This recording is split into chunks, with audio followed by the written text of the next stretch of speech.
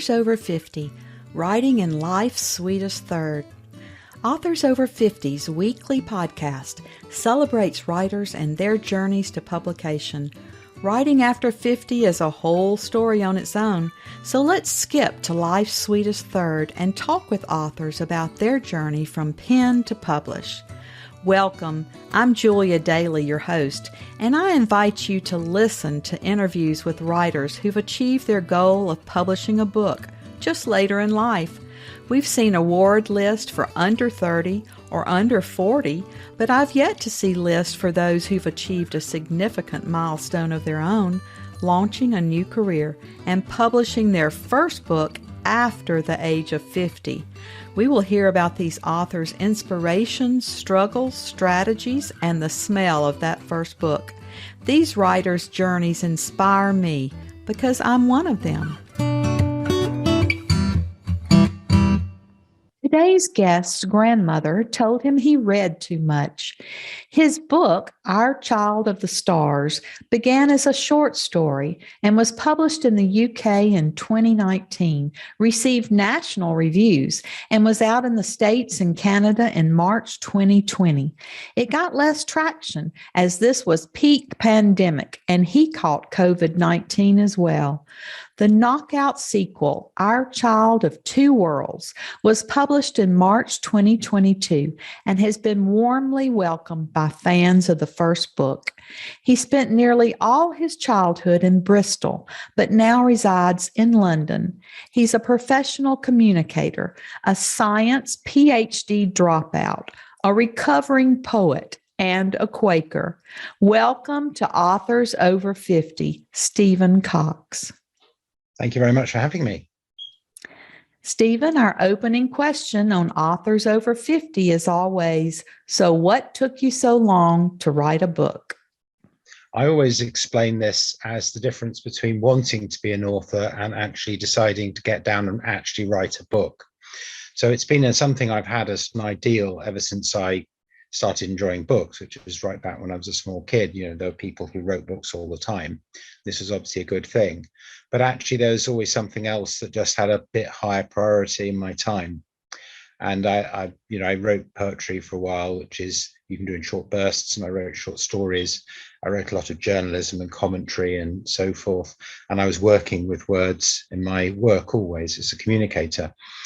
And then I had a sabbatical, and that 8 months when I wasn't doing anything, and when the children were no longer, they were old enough that you could plan time around them very successfully. I just sat down and wrote a book, not the one that got published, but I wrote a draft of a book in 8 months, and that really gave me the bug, and I found the joy of writing and creating and so on. So that was 10 years ago. And that's the answer. But I think one of the things you definitely have to tell somebody if they want to be an author, they actually have to do some writing. And it takes a lot of time to do that. Yes, I think it's interesting. And I think one of the big learning points was that actually getting 100,000 words down is very impressive. But actually, usually for most people, there's an awful lot that you have to do after that, because your first draft is, unless you're a very, very rigorous planner and stick to it, you suddenly realize that actually this character arc isn't anywhere like as interesting as it ought to be. And actually that just isn't working. And that's probably another book. I mean, the very first book I wrote, I dropped 19,000 words out of the first draft because I started the book 4 months too early.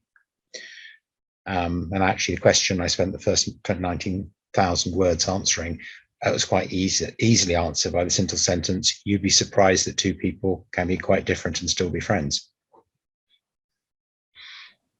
Well, I love that. And once you knew you had to write the book, how did you proceed? Yeah. Did you search for an agent, decide to choose a hybrid, a small press, or did you self-publish?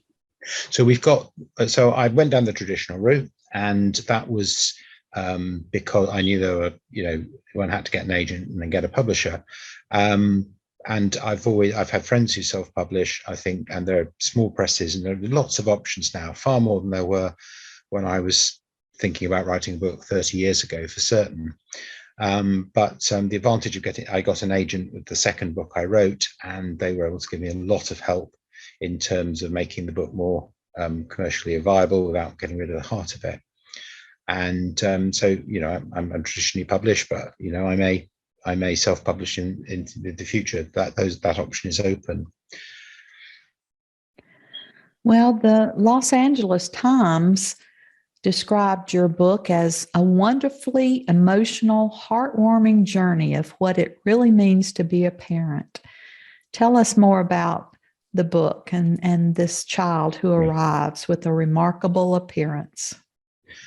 So the pitch of the story is essentially that a childless couple, it's 1969, the year of Woodstock and the moon landings. They're in small town New York State. And they've struggled with childlessness. It's been a big issue for them. And then there's a curious disaster, and they end up adopting Corey, or a boy they call Corey because he hasn't got an English name when he turns up, who is an alien from outer space. He's the last survivor of a disaster in space. And they find themselves in the position of wanting to look after him, wanting to keep him, and soon realizing that the moment the authorities find out about him, he's going to be whisked off and looked after in a government laboratory somewhere, which they're not very keen on. So they have to keep him safe. They have to keep him a secret. That's essentially the plot of most of the first book. And they have a small group of friends who can help them. And it allows, it's partly, at one level, a lot of it is about my experience of being a parent, being a child, and the extraordinary thing about childhood and parenthood, and how, having a child is a wonderful way of discovering new things to be frightened about, like your child climbing a tree that's so tall you can't get up it, which happened to me when my son was 6. But also the way that they make you look at the world again and stop being bored by spring and flowers and things like that, and realize that they're actually extraordinary. And there's also a wider way of talking about, what it would be like if we ran into aliens, and what those aliens might think of us. They might be have their act together rather more than we do. And so it's a portrait of a marriage. It's a portrait of Ollie, who's a passionate, committed nurse, Jean, who's a musician and a librarian, and their marriage has been through some hard times. They're getting it back together again. Corey turns up, and the pressures that puts on them, and really they're a lovable couple that you can, I think, pretty much be on the side of most of the time. And Corey himself is people are kind enough to say he's the strength of the book, because he is absolutely childhood turned all the way up. He is fizzing with excitement about the Earth, an entirely new planet. He loves grabbing, tasting, seeing, smelling, running around, everything. He's really not happy that he's kept in secret most of the time and can't play with other children, which is a major plot development. But he's also very sad. His mother died in the spaceship crash. He's waiting for his people to come, and there are things that he just looks at and doesn't like very much about. The Earth. Some things we do are pretty cruel to him. But he and his new Earth parents are really the core of the book. Well, it's very intriguing. I can't wait to read it, and the sequel as well. But what was your inspiration? Are you a sci-fi reader? What made you start thinking about aliens? Yeah, so I think I've read science fiction since I was quite a small kid, and fantasy as well. And I've always thought that stories can be perfectly real with having things in them that aren't real. The people in them need to be real. The people need to feel realistic and grounded. And it's a book that's really written to. Yes, it's got science fiction ideas, so I'm hoping it'll appeal to people who are a bit nervous hearing this, who think, oh, I'm not sure I like science fiction. It's all about how the ray gun works and, this curious loophole in quantum physics.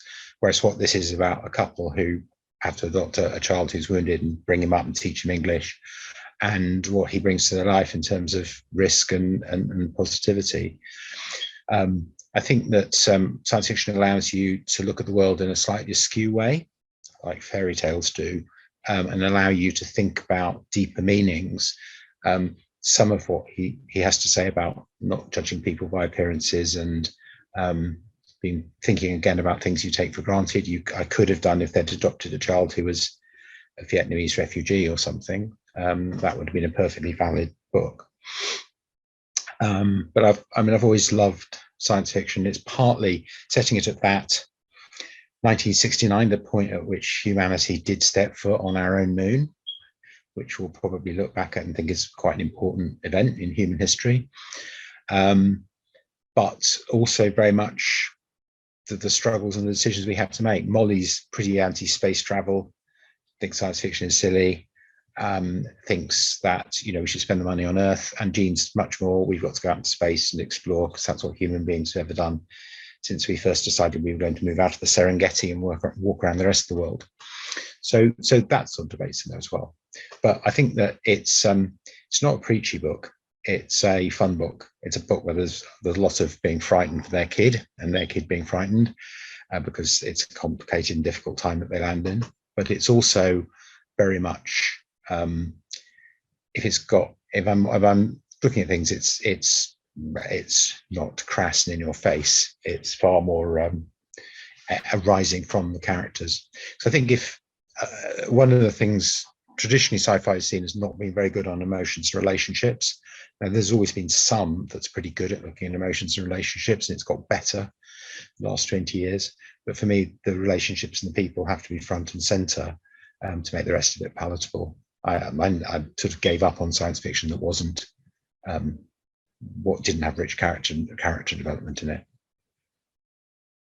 How did you determine that you were going to set this in the United States instead of the UK? It's a fair question. And I think it's one of those things a debut author will sometimes do, not realizing quite how much work it was. I think that I'd actually been a couple of times to New York State. The story very much came to me as being an American story in various ways.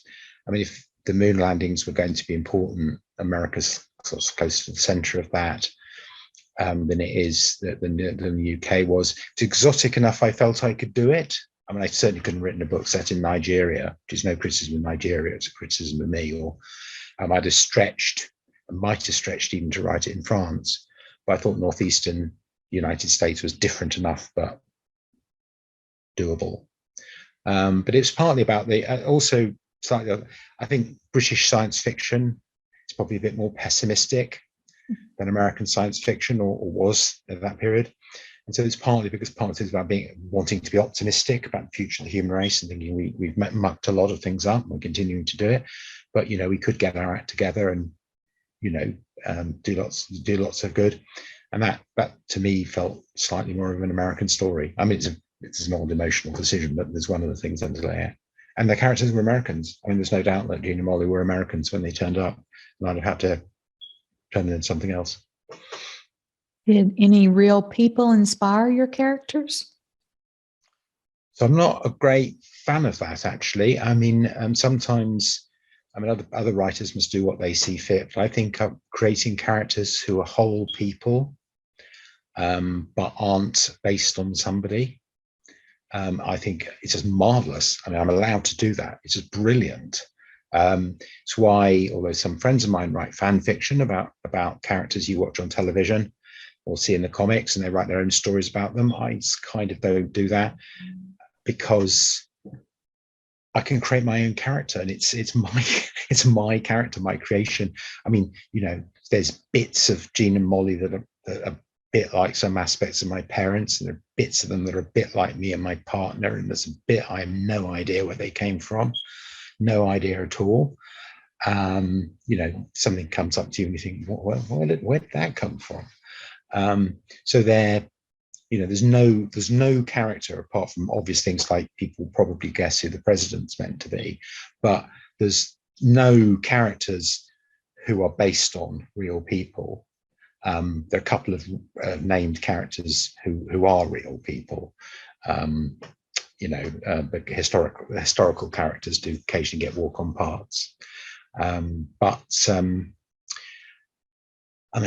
people must do what they want to do. But I just think the idea that you're actually allowed to create a character of your own is just absolutely amazing. Well, set up what you're going to read for us and let Sure. us hear a section of the book so we can hear the tone and voice. Yeah. Also, the other thing about setting in the United States is I've written a book that's almost entirely written in the voice of an American woman, and I can't do voices, so I'm afraid it's going to come out as an English man. I just can read you the first few paragraphs of Our Child of the Stars, which is not set at the beginning of the action. It's set when Corey has been on Earth for a while, and it just introduces you to him once he's in their house, once he's relatively safe and relatively happy. Fall, year 2. Molly sat by her bedroom window, sewing Corey's Halloween costume. Looking out, Crooked Street was warm in the soft sunlight. Soon the old porches would shine with pumpkin lanterns, heads of orange fire with their savage grins. Long-legged witches and skeletons hung from the gutters and swayed as the wind ruffled the leaves of yellow, red, and brown. She loved the sad beauty of fall, the possibilities as summer left and winter came. The Myers house had been full of Halloween for days. The 3 of them carved pumpkins while sugar girls wooed their candy boys on the radio. Corey rescued his first brave attempt, and now it sat in his bedroom with its quirky, jagged smile. The second magnificent globe would be shown off tonight. Jean and Molly had enjoyed days of Corey's endless chatter and making things from painted leaves, and Molly's attempt to bake new things from her old Joy of Cooking book. Corey couldn't decide between a pirate and a sorcerer, so Molly said at last, "Be both." He flailed his arms in excitement. Then he saw how much gold braid she brought back from the shop. 2 double fistfuls, and he wants it all, Mum. Red and gold, Corey never did half measures. There was so much print, small print, in being a mother, like racing to finish the costume because not disappointing him mattered.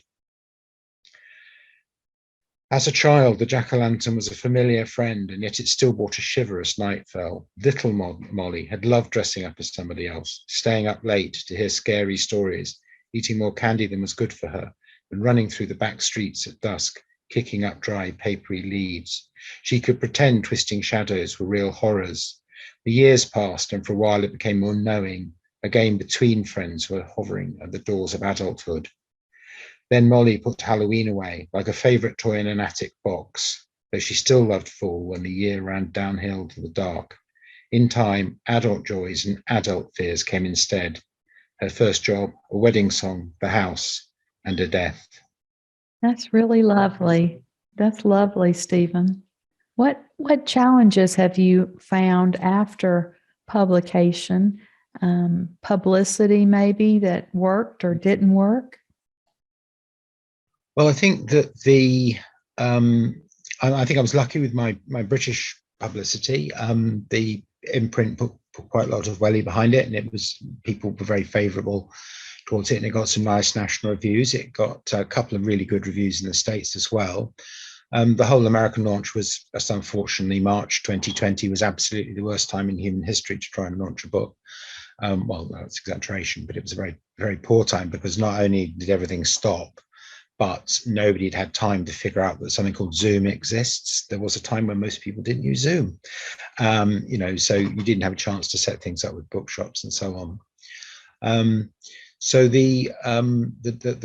sorry to talk about the pandemic, but I was commissioned to write a sequel, which wasn't entirely clear until the first one got such a good response. And that was lovely. And that just finishes off the story. It's the second half of the same story, Our Child of Two Worlds. But I started work at a major London hospital in the autumn of 2019. So in early 2020, the hospital was moved onto an emergency footing as COVID came along.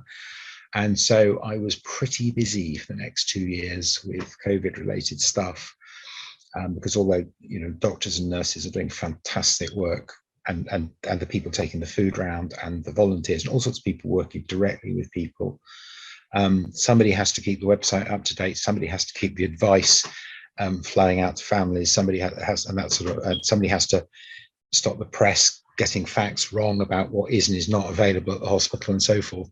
So that was pretty busy for a couple of years. But I did write it. We did write the sequel. But it came out 3 years after the first one, which didn't help. And so far it's been quiet. But then lots of books are a bit quiet to start with, and hopefully it'll get lots and lots of exciting enthusiasm. I mean, I'm very proud of it. One of the things I'm proud of is that my mum really doesn't like science fiction at all, and she read it. She thought it was brilliant and told all her friends to read it. So I do think getting people who are a bit cautious about science fiction to read it's a bit of a success. Well, I'm not a science fiction reader, but I certainly want to read this one because you've described it so beautifully, and more about a family, really, Yeah. and how we would react to a child who came from a different place. And that's already in my family because I'm adopted, and I have 4 adopted grandchildren who came from different lands and different cultures. And so I can imagine all of that. So I saw that. I saw that as an incredibly interesting thing, that people who have these different starts in life and what you learn about it, and even having, I think I saw. I know your work is very heavily around adoption, which is an enormously important thing, of course, and I think it's interesting because in the second book, not to give too much away, there's actually an adoption of a human child happens as well. And so you have families that arise sort of ordinarily, and then families that end up almost being thrown together by circumstance, and being thrown together by randomness, but held together by love. So I'm interested in all those things. I'm also interested in friendship, because I don't think you can underestimate that as a really important human thing. And one of the things about the book, which is largely written in Molly's viewpoint, is it allows me. I spent a long time looking at the way that sometimes women are different from men. And one of the first things I remember was seeing my mother and her friends around the kitchen table, intelligent women in the 70s who brought in the 70s, putting the world to rights, trying to work out how to balance work and child and parenting and so forth, and the emotional support group that women and their friends are. And at the time, my dad's emotional support was my mum, basically. And so, and I think men are changing, thank goodness, and men are better at supporting each other emotionally. And also men are less weird about having female friends who are friends. So that was, that's interesting. It's one of the advantages. We haven't talked much about the over 50 thing, but I think I do feel, having lived 60 years next year, I've had a little bit more material to work on. There are disadvantages to starting writing this late, but I do feel I had plenty of stuff to pour into these 2 books that I hope people will enjoy. Well, are you working on anything else? So it's a bit of a change of scene. It's set Victorian England, and again, it's mostly female characters that I'm writing, and it's about a couple of people who aren't necessarily quite as law-abiding and unashamedly positive role models as Jean and Molly, but they realize a murder's about to happen and they have to stop it. But nobody will believe them. So it's a kind of inverted murder mystery set in Victorian London. That's because I felt I needed to write something in England. And, I plan to carry on writing stuff. Hopefully people will buy it. And if they don't buy it, I'll self-publish it. And always give them as Christmas gifts. Well, that's true. That's true. I had a friend who self-published their poetry book. And the publisher told them that it was the same to do 500 copies as 100 copies. So he got 500 copies and he's got 410 copies under his bed now. Actually getting it into people's hands is always the interesting thing. But, I have friends who self-publish and know what they're doing. And, they do get out there and they do get known. Well, it's so wonderful that we have so many different options these days. And we do have print on demand, so they can publish one at a time, and we don't have to, have boxes and boxes of books unless you go to a lot of festivals. And I do that. So I do have boxes in my garage, but I always have a few in my car in case I want to give those out to anyone, because we writers like to be writing and sitting in our office, and we don't often like to promote ourselves and to do publicity for ourselves. Yeah. I think that's interesting because, I mean, in some ways, a bit of what I do at my day job is publicity, but it's quite different when the product you're promoting is yourself, the book you wrote.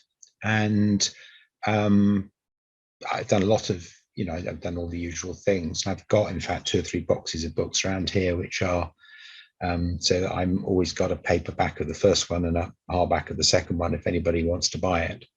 But there's something it's definitely feeling that you lose some writing time.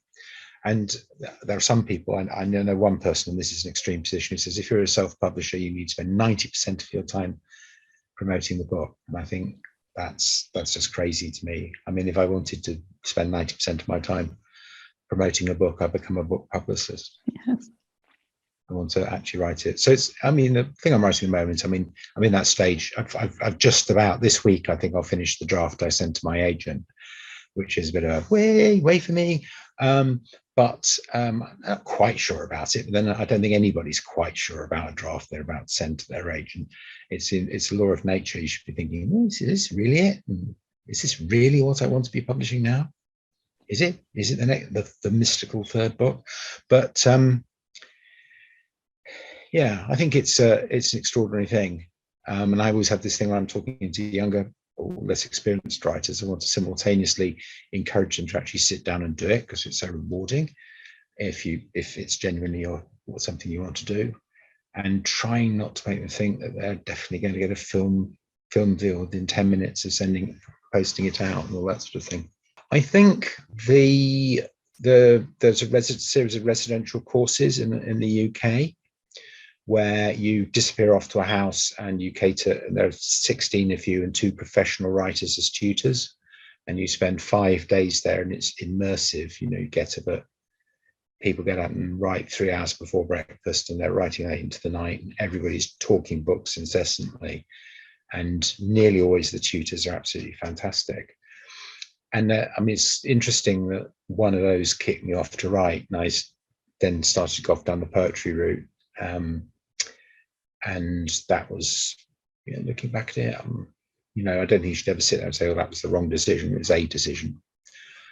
I think that was good, not just because it was a very, it told me that it gave me some sense that you had to actually write and pass writing and pass your writing by other people and take their critical feedback and know what to do with it. I'm not one of these people who has to write with a unicorn quill and or a £2,000 computer or whatever. But I think possibly those course fees might be, and because it was very much focused on craft and the imaginative process of writing, rather than talking about the business side before. I needed to know that. I agree. Here in the States, we call those writing retreats. And I've been to several of those, and it's just wonderful to have that free time to sit and write and then be critiqued by others who are there. And it is so immersive, and I think it's really so worthwhile. Yeah. And the good thing is a lot of them have got arrangements so that there's 1 or 2 subsidized places for people who can't afford them, because otherwise it becomes, it can be totally people who've got well-paid jobs who end up getting the opportunity. Well, Stephen, our writers over 50 are a very unique set. Do you have any advice for writers 50 and above? Well, I think play for your strengths, which is that you've got more life experience. I don't know whether there's discrimination or not, but I don't think, people seemed to me, when I went down the traditional route, they were not interested in my social media following. They were not interested in what I did for a living, particularly. What they wanted to know was whether I'd written a good book or not. So, that was, to me, quite encouraging. I found a publisher who was willing to be a little bit out on the limb because it was a bit unusual. I think that hopefully you've developed ability to go after what you want, which is sometimes a characteristic of youth, but often if you've been through several decades, you actually know that if you want to spend so much time on something, what that involves and how you want to have to move your life around and bribe your children or explain to them the facts of life about why Daddy doesn't want to be interrupted when he's in the writing room. And I suppose that the disadvantage that I have is obviously there are only a limited number of books I can write, but that's true for any of us. We don't know how long we're going to keep going.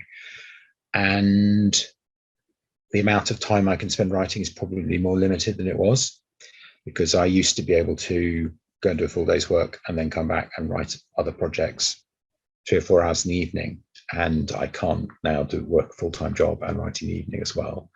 So that's limiting. But on the other hand, you can juggle your life around that and spend evenings on things that don't require your full brain power. I'd say same as I would say to a 19-year-old, if you want to write, start writing, write something. I'm in a great writing group which is really supportive. And, if you come in and all you want to do is polish your memoir so that your kids can look at it, we give the same attention and support to that as we do to the person who's determined to write the blockbuster that will be turned into a film and make a fortune and so forth.